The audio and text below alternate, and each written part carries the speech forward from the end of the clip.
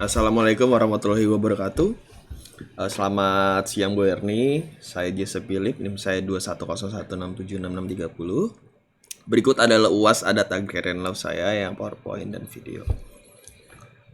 Semoga PowerPoint saya atau yang saya bacakan ini mendapat penambahan ilmu atau wawasan untuk para pembaca. Terima kasih. Selamat menikmati. Sertifikat hak milik atas rumah susun. Sertifikat hak milik atas rumah susun atau yang disebut SHMRS adalah bentuk kepemilikan yang diberikan terhadap pemegang hak atas rumah susun. Bentuk hak milik atas rumah susun ini harusnya dibedakan dengan jenis hak milik terhadap rumah dan tanah pada umumnya. Menurut Undang-Undang Nomor 20 Tahun 2011, Pasal 46 Undang-Undang Nomor 20 Tahun 2011 tentang rumah susun berbunyi, hak kepemilikan yang satuan rumah susun merupakan hak milik atas satuan rumah yang bersifat perseorangan yang terpisah dengan hak bersama atas bagian bersama, benda bersama, dan tanah bersama. Definisi dari beberapa istilah yang disebut dalam pasal 46 Undang-Undang Rumah Susun adalah sebagai berikut. 1. Tanah bersama adalah sebidang tanah, hak atau tanah sewa untuk bangunan yang digunakan atas dasar hak bersama secara tidak terpisah yang di atasnya berdiri rumah susun dan ditetapkan batasnya dalam persyaratan izin mendirikan bangunan. 2. Bagian bersama. Bagian bersama adalah bagian rumah susun yang dimiliki secara tidak terpisah untuk pemakaian bersama dalam kesatuan fungsi dengan kesatuan-satuan rumah susun. Yang dimaksud dengan bagian bersama antara lain adalah fondasi, kolom, balok, dinding, lantai, atap, talang air, tangga, lift, selasar saluran pipa, jaringan listrik, gas, dan telekomunikasi. 3. Benda bersama adalah benda yang bukan merupakan bagian rumah susun, melainkan bagian yang dimiliki bersama secara tidak terpisah untuk pemakaian bersama. Yang dimaksud dengan benda bersama antara lain adalah ruang pertemuan, tanaman, bangunan, pertamanan, bangunan sarana sosial, tempat ibadah, tempat bermain, dan tempat parkir yang terpisah atau menyatu dengan struktur bangunan rumah susun.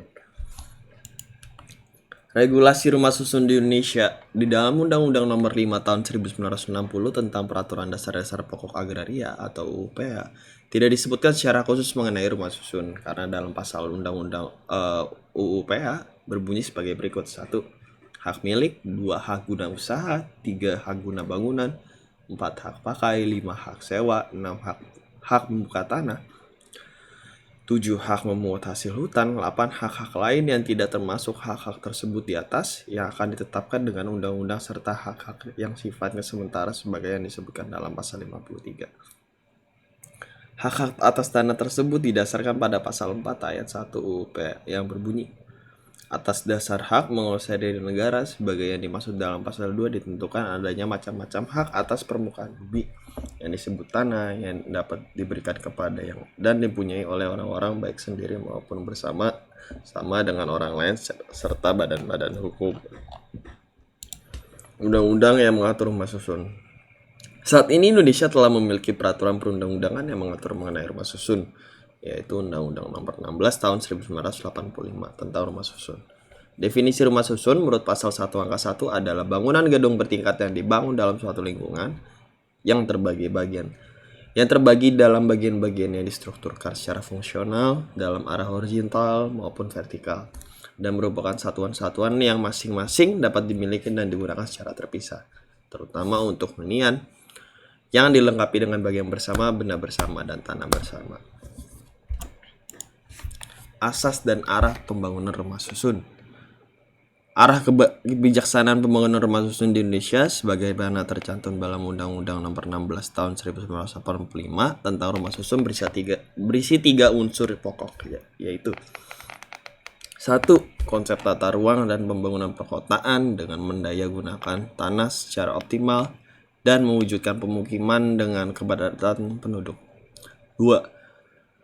Konsep pembangunan hukum dengan menciptakan hak kebendaan baru, yaitu satuan rumah susun yang dapat dimiliki secara perseorangan dengan pemilikan bersama atas benda, bagian dan tanah, dan menciptakan badan hukum baru, yaitu perhimpunan penghuni yang dengan anggaran dasar dan anggaran rumah tangganya dapat bertindak keluar dan ke dalam atas nama pemilik satuan rumah susun, berwenang mewujudkan ketertiban dan ketentraman dalam kehidupan rumah susun.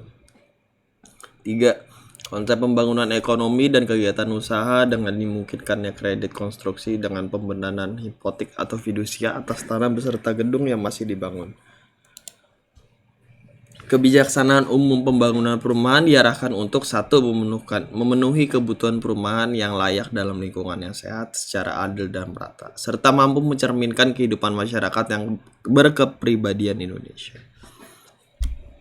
2. Mewujudkan kemungkinan yang serasi dan seimbang sesuai dengan pola tata ruang kota dan tata daerah serta tata guna tanah yang berdaya guna dan berhasil guna. Di dalam penjelasan umum Undang-Undang Nomor 16 Tahun 1985 tentang rumah susun ditegaskan bahwa pembangunan rumah susun ditujukan terutama untuk tempat hunian, khususnya bagi golongan masyarakat yang berpenghasilan rendah. Namun demikian, pembangunan rumah susun harus dapat mewujudkan pemukiman yang lengkap dan fungsional, sehingga diperlukan adanya bangunan bertingkat lainnya untuk keperluan bukan hunian yang terutama berguna bagi pengembangan kehidupan masyarakat ekonomi lemah. Siapa saja yang boleh memiliki rumah susun? Pasal 42 UUP yang hanya membolehkan WNA untuk memiliki hak pakai. Bunyi selengkapnya pasal tersebut adalah yang dapat mempunyai hak pakai ialah 1. Warga negara Indonesia, 2. Orang asing yang berkedudukan di Indonesia, 3. Badan hukum yang didirikan menurut hukum Indonesia dan berkependudukan di Indonesia, 4. Badan hukum asing yang mempunyai perwakilan di Indonesia. Menurut pasal 17 Undang-Undang Rumah Susun dapat dibangun di atas tanah dengan status hak milik, hak guna bangunan atau hak pakai atas tanah negara, dan hak guna bangunan atau hak pakai di atas hak pengelolaan. Betul. Sekian, terima kasih. Maaf jika ada tatar kata yang masih kurang berkenan. Terima kasih sudah membaca atau mendengarkan. Semoga apa yang saya bacakan atau tuliskan ini dapat menambah wawasan untuk para pembaca dan pendengar. Terima kasih.